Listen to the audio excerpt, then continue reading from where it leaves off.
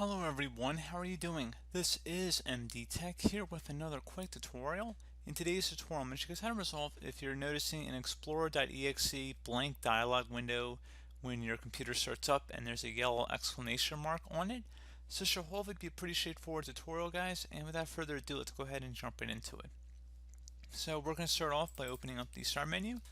Type in regedit, so regedit.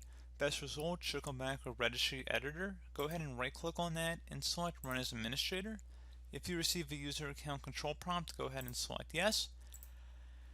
Now before you proceed, I would suggest you create a backup of the registry, so if anything were to go wrong, you could easily restore it back. So in order to create the backup, it's very simple. All you have to do is select the File tab and then Export. File name, I'd recommend naming it the date in which you're making the backup. Export range, keep that at all, and then save it to a convenient location on your computer.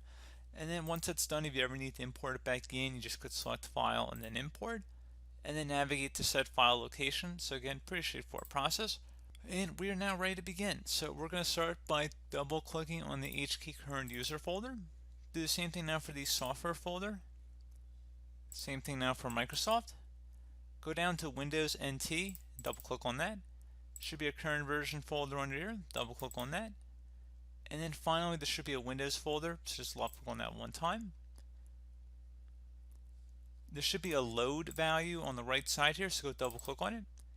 If anything is in this value data field, you want to go ahead and delete it.